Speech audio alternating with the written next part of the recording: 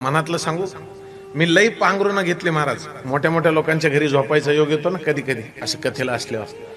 कुठं गालीचे, कुठं ते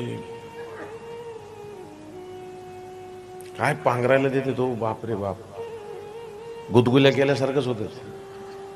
बरं ठीक आहे, ऐका ना, ऐका. तसलं पांघरायला दिलं तरी तुम्हाला सगळ्यांना विचारतो, चादरी घ्या, तुमचे ते ब्लँकेट्स घ्या, रगी घ्या, पण खरी मजा कशात आहे सांगा? बोला बोला. गोदड्यात. खरी मजा गोदड्यात आहे. मला एक जण म्हणला, गोदड गरम का लागतं महाराज?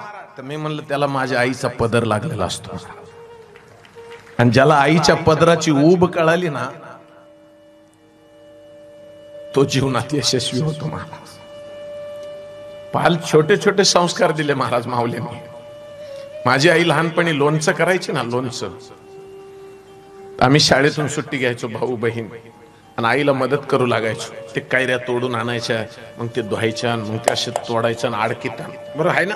आता तसं काही नाही. मँगो पिकल, टिकलं तर टिकल, नाही तर नाही टिकायचं. ते आणलेलं सुंदर सुंदर लोणचं, अशी फोडणी बसायची संध्याकाळच्या वेळेला, अशा त्या घोळसायच्या कैऱ्या, आणि अशी पाणी सुटायचं तोंडाला, आणि खायला बसलं ना समोर, अशी आईनं 3 वाट्या भरायच्या. आम्हाला वाटायचं दिवसभर मेहनत केली ना, आता वाटीभर लोणचं खायला मिळणार. पण आईनं हातात द्यायचं आणि सांगायचं, राजा हे शेजारच्या काकूला देऊन ये. लय राग यायचा महाराज, लय राग यायचा. कशामुळे यायचा राग? राग यायचा फक्त एकाच गोष्टीमुळं, की दिवसभर मेहनत आम्ही केली आणि त्या शेजारच्या काकूला का द्यायचं?